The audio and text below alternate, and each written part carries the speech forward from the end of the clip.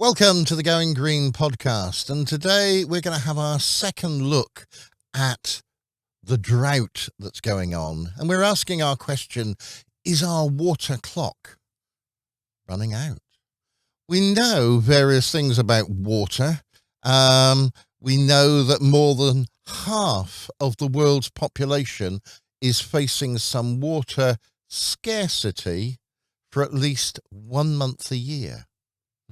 And we also know that sort of only 3% of the Earth's water is actually fresh water. What they don't tell you about that is most of that is frozen. Yes. It's either in ice caps, deep underground, or in glaciers. So, in fact, that number is rather inflated. It's less than 1% of the Earth's water is technically fresh water And drinkable, yes. and drinkable. Yeah. And that's a problem. You think, the world is sort of 2/3 water. That's a lot of water, but yet we've only got barely 1% to live off. It's a phenomenal. When I was young, they talked about how things were going to change, and they said one of the problems we're going to have is water shortage. And I thought, yeah, well, not here. But the UK is now officially in drought. And what do they actually mean by a drought? That's always a big, deep question about what it is. And there are lots of definitions of drought, aren't there? Yeah. Various different types of drought. Oh, yeah. That's what I was just looking up, and I'm just trying to find my. Oh, you've lost it again. I thought I'd ask you because you knew that one. Well, yeah. Well, all right. Okay. So I've got it right. So you've got what is known as the meteorological drought, and that's basically sort of a rain deficit or a reduced runoff or discharge, and relatively high temps allow more evaporation. So that's how that goes. Now, what changes a meteorological drought into what is known as an agricultural drought is actually time. So let's say we have this sort of period of warm, dry weather, but instead of being just for a couple of weeks or a month or more, we push it on for a year. How about a whole year, right? And that leads to soil. I'd say deficiencies, but effectively, it becomes the land becomes less fertile because it gets less water because all the minerals are drained down to it, which is bad, and that is declared an agricultural drought, and that's what many places where they have droughts that are sort of in their 3 year entering their 3 year period, and you can see by sort of they saying that you know they're usually entering the sort of the famine because there's not enough crops to feed the people. That's how everything goes bad that way. And the next final thing, leading down further through time, and of course less water, is what is known as a hydrological drought. Now, this is basically, let's say your river dries up. Great, fair enough, no problem, and it never comes back. Well, then suddenly there is no water because there's no river. And then you're sort of stuck in relation to where you did get your water from, which from this stream or river, you now can't because, and that is essentially the hydrological drought. And, those leads to other problems and impacts, which we discussed quite a lot last year. But in relation to all these things, you see, it is this relation to how long are we in drought for, or how long are we in periods of little water. Now, most places, there aren't that bad. I don't say bad for water, that's the wrong way to put it. But there is not lack of time, but, we've been recording a month or two, but you've other places, sort of like Madagascar, they're reporting quite a big drought, prolonged drought of 3 years, and they're moving into the agricultural drought term, and we've never got to a hydrological drought because it's always in rain, and then the waters always come back. You think of the in Africa, they talk about the wet season, the dry season, when the dry season, everything goes away. But when the wet season comes, they all come back, and they're meant to basically say they'll have enough water to last until the end of the dry season. Then the wet season comes and replaces it. But what they're finding is that it's not happening. The wet seasons are getting shorter, the dry seasons become longer, and so there isn't enough water to replenish to cover the dry period. And so they're actually halfway through the dry period. They now got zero water, and that's a problem. So let's see if we can state some facts here. So let's face it, climate change is causing this drought, this water shortage, and it's happening not here in the UK, but it's happening across virtually every continent. Yeah, we were reading all the headlines, and it was China, South Africa, not South Africa, South America. It was in North America. It was in Europe. It was in Africa as a whole, not just Southern Africa. But it was all in Middle East is having a small crisis. And you think, but these are places But it's not so much drought there. What they're saying is like northern Italy, it's facing its worst drought in 70 years. They're talking about France having their worst drought since records began.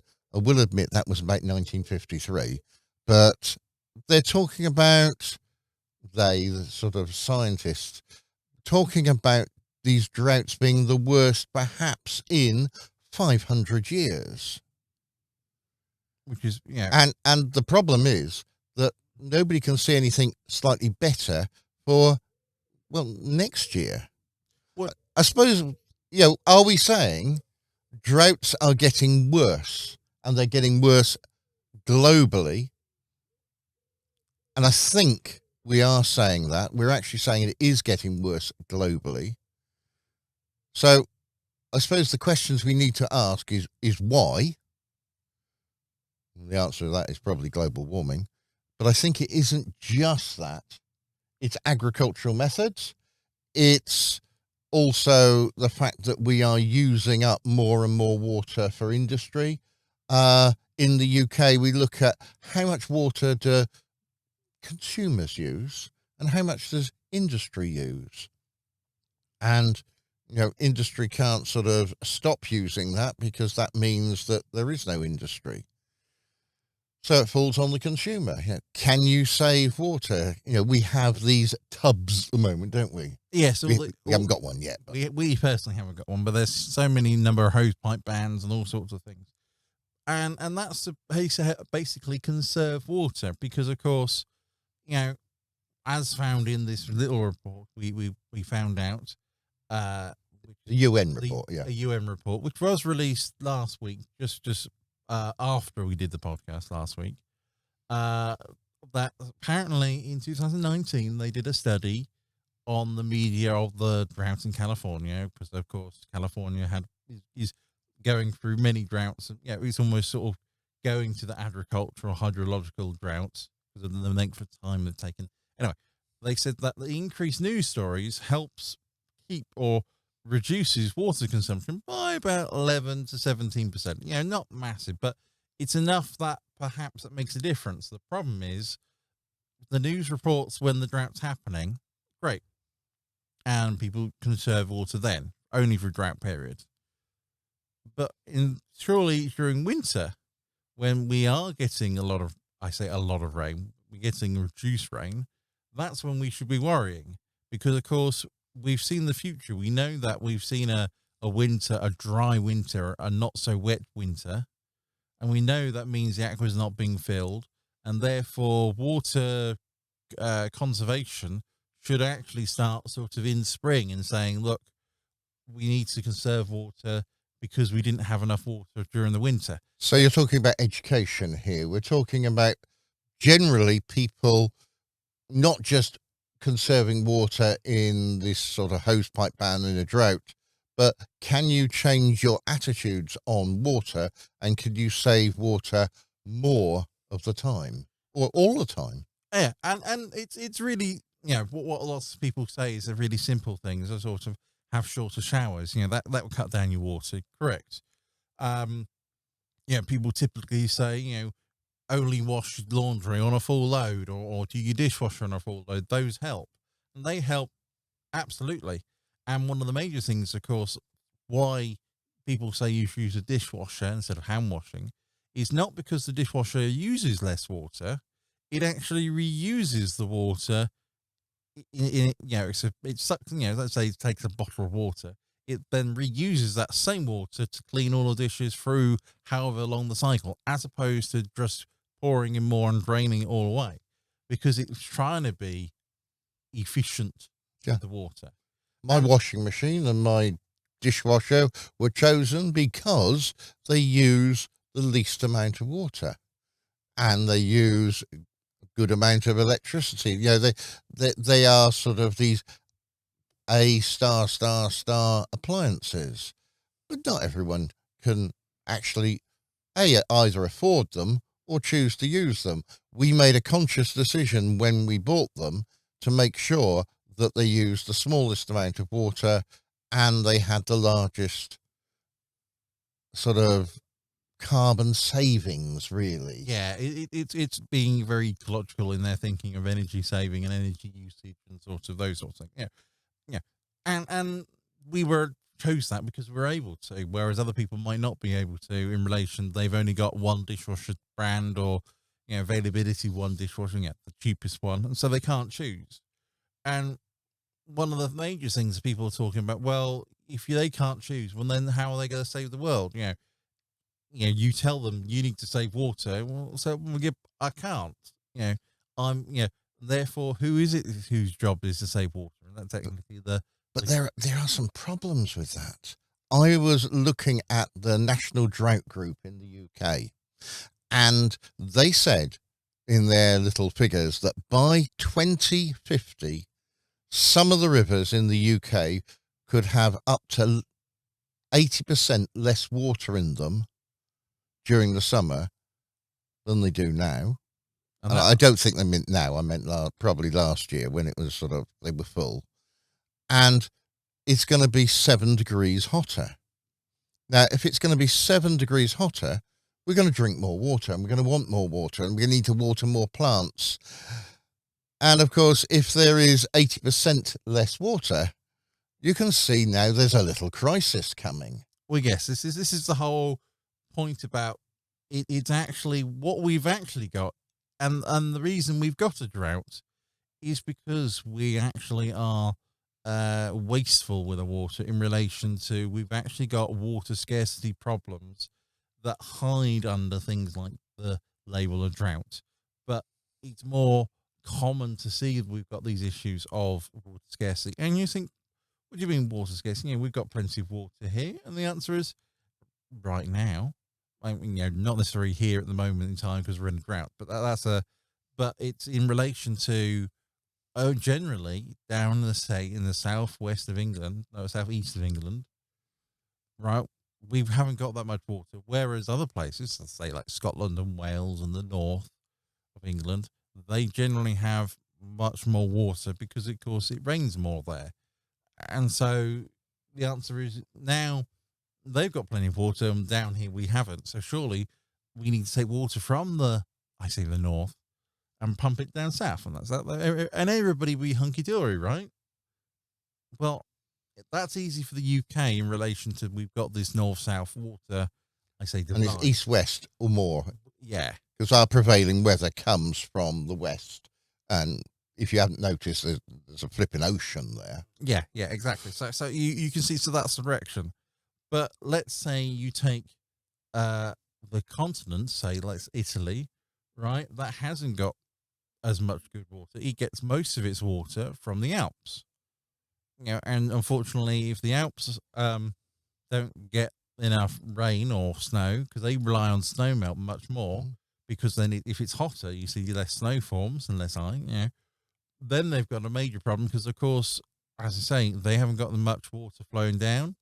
And so suddenly their problem. Yeah. Italy's got their longest river, the Po, is basically drying up. And why is it drying up? Well, it's, very simply. It's because lack of rain. I say late rainfall, but it's lack of actually snow melt from the Alps. So how does the system work? Why are we in this little crisis? Well, let's look at how the water cycle really works. So I'm sitting in the UK, and what happens is the water evaporates from the sea, comes over as clouds, it meets the land, and in our case, that's typically going to be on the western side, and it chucks the water down there in Wales, Western England, and Scotland. Okay. By the time the clouds get to Eastern England, it's often not quite as sort of wet, so we don't get such a Yeah. higher rainfall. You know, if you look at the precipitation, if you want the best, it's up in Scotland. Now, I think Fort William, but Yeah. I'll be corrected on that. Now, that water then goes down into rivers, it goes into the ground, and then we just suck up some of the water from the ground, we take some water out of the rivers, and we're all right. Soon as a drought occurs, though, and we don't get so much rain, where are we going to get that water from? You can't get it from the rivers because they're drying up. You can't get it from the ground because it's drying up. So we should have stored water.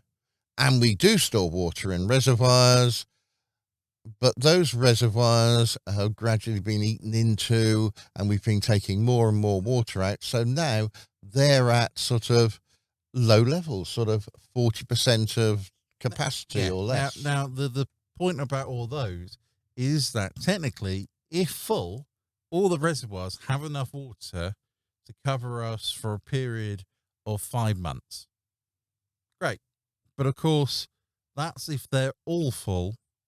And the answer is, when is they're full is a different answer. But of course, we came from a winter when they were already about sort of half to 70% filled. Yeah, they didn't fill They up didn't over the winter, fill- did they? Exactly, Yeah. they didn't fill up.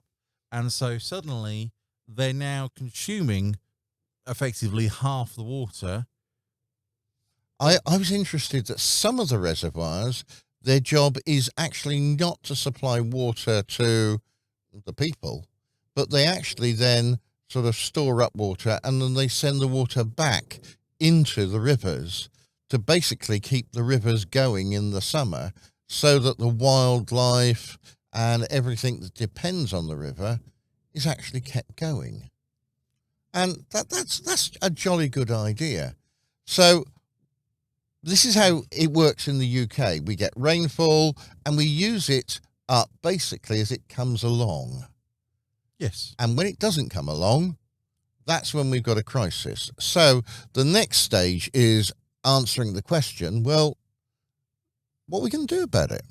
And there are some major things they've been talking about. I think it's one of those things where currently they're focusing on prevention of water leakage, as in making sure the pipe network where we open your tap, make sure all the water goes through it and there is not any water spilling and being wasted. Because of course, any water that's wasted is simply going from the pool of drinking water straight into the grey water, which essentially waste, which is then just bypassed the person straight into because you go from reservoir drinking water to wastewater, and if it's not gone through a person for drinking, then there's a problem and you're just wasting water that way. So there's a huge mission to prevent leaks and sort of to sort the pipe network out, and that's working that way. So a little story here is that last weekend we travelled down to Southampton to visit my mother, and she greeted us to say, "We've got no water." And she did actually have some water. You turn the tap on and there was a bare trickle of water coming out. And I think you did manage to help fill the kettle. It took about 10 minutes to fill the kettle. And the reason for that was because there was a main pipe burst in the nearby area. 80,000 people were affected. Yeah, it was a large one. It wasn't a little one. And so all the network had to be rerouted and configured, And little men were digging up holes and trying to sort of replace bits of pipe and turn off water so they can try and sort of mend the pipes where it had actually sort of burst. And when we came home, we went back the usual way and we sat through a big traffic jam. And my mum quite happily said, "Why didn't we go the back road?" And my answer was, "That's where the burst water main was." And in fact, all those roads were closed because of, well, deep water. Well, yeah, I was going to say some of it was actually caused by them digging it up, trying to find Yes, it. both. But he was been both. So you can see sort of there's a plan there, prevention of leaks and sort of those systems like that, and that's great. Yeah, the next one, of course, as we said, was to make sure you use less water in the home. This is washing off all load, only using water when you need it. And that's great. And that's what tubs are meant to do to help restrict water usage. Plants don't necessarily need water as much as we need water. Now, don't get me wrong, plants do need water, but when they're nice decorative plants, as opposed to important plants for growing crops, you see, you can sort of say, what's the priority, decorative plants or crop plants? And the answer is it's crops. So you finally see there, that's the argument in relation that way of, water trying to prevention that way. But you said about crops. I think some of it is the choice of crops, though. That makes a difference. Some places, what they do is they grow crops that are very water dependent. Or water intensive. Yes. And for instance, in America, there are quite a lot of mangoes that are grown, and these require large amounts of water. Now, the farmers could shift to growing crops that don't need so much water. But why are they growing the mangoes in the first place? Because they're expensive and they make a good profit on them. So you can't sort of say, and there's obviously demand. If you want a demand for, there is demand for, these water intensive sort of plants, then perhaps we need to find a better way of growing them. Perhaps, in sort of hydroponic sort of places. Now, I've seen some of these, and initially you think, hang on a minute. Now, this is agriculture done more or less without soil, and it's just by having water flowing. You're thinking, hang on a minute. Well, that's going to use up an awful lot of water. But it doesn't, because they recycle water. They're also in these big greenhouses, and a lot of the condensation is sort of goes back down into the water again, because how a plant generally works is it sucks up water in its roots, it sends it up the stem, and then it sends that water out as water vapor from its leaves, and it sort of sucks the water up, process called transpiration. Now, that's just basically evaporated the water. Collecting that water from the air means that water is always fresh. And by recycling that, we can actually find that places that do hydroponic farming of really very sort of water intensive plants in the UK, sort of lettuces are grown like that, and Yes. tomatoes. It really does sort of not use vast amounts of water, probably significantly less amounts of water than growing them outside. Yeah. And it is, that's the way we should be going forward and investing in sort of those sort of methods, as opposed to the current method of being water intensive. They can be water intensive growing, but if you're efficient with your water usage, then you can actually make a little bit of water, or I say the loss of water, go further. And this is the whole point about all these things, is that currently we've got a problem because we're using the water we've got, or more precisely, we're using the water we haven't got. Yeah. And so you find that's the problem we've got. Now, if we did things like water saving methods, and we're talking about things like, what about collecting your water butt and then using that rainwater to water the garden instead of nice potable water? That saves that water there. And you see simple measures like that actually helps going. I was reading an article in the paper when it was drought, and there was a nice one had a nice tropical like say aviary, but not quite. It was basically a tropical rainforest in their back garden, and they said what they did is they've been storing up water from their roof in the water butts into huge containers, and that's how they've been able to water this tropical rainforest while over the drought, because of course they've been collecting the water for they said 3 years. Yeah. And so they were able to last over the dry spell, which is essentially, and they said they've got enough capacity where it builds up over time, but they've got enough capacity to go prevent, and they only use that water when it is a drought or there is less water scarcity. So they're actually sort of mixing the two together, and it's doing those sorts of water recovery methods is helping a lot.